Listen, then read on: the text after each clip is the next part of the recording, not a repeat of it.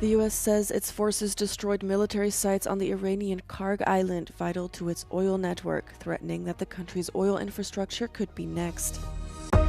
Euronews spoke with the UAE's Minister of State at the Ministry of Foreign Affairs to see how the UAE is responding to the Iran war while facing daily attacks.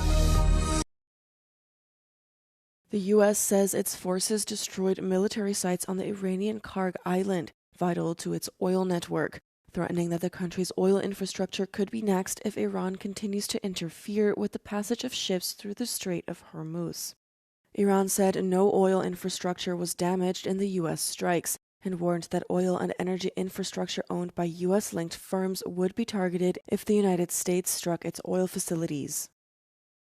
The U.S. and Israel have continued with large-scale strikes on Iran, with retaliatory Iranian attacks hitting Israel and neighboring Gulf states as it squeezes the world economy by threatening to strike oil tankers on the Strait of Hormuz. Trump said the U.S. Navy would start escorting tankers through the key waterway very soon to restore oil exports. A drone also struck the U.S. Embassy in Baghdad on Saturday, security sources said. The attack took place shortly after 2 Iran-backed fighters were killed in strikes on Iraq's capital.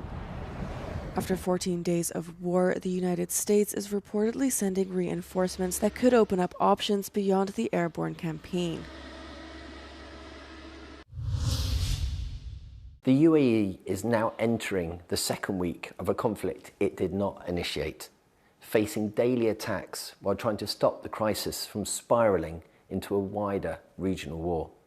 I spoke with Lana Nasabi, the UAE Minister of State at the Ministry of Foreign Affairs and its former ambassador to the United Nations, about the country's response to those attacks, where its red lines are, and how the country is working to protect itself under daily missile attack.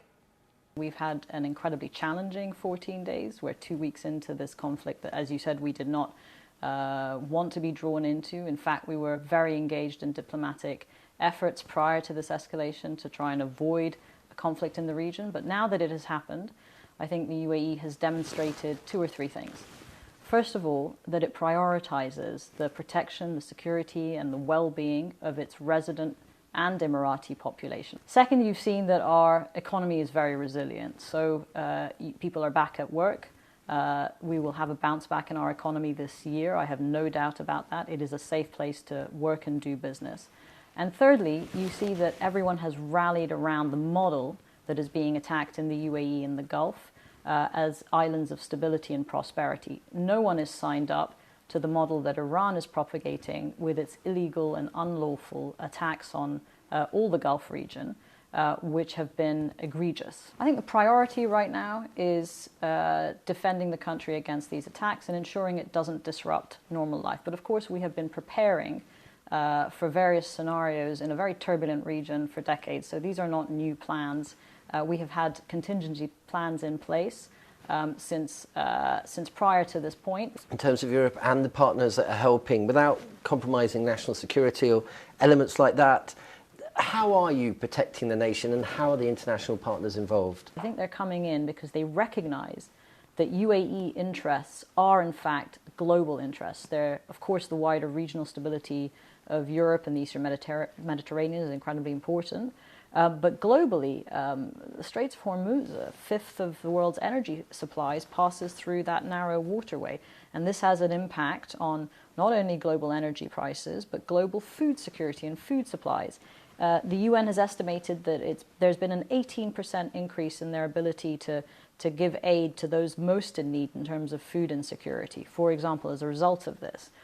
So Iran must not be allowed to hold the global economy hostage by its rogue state behavior. Is there a red line in all of this?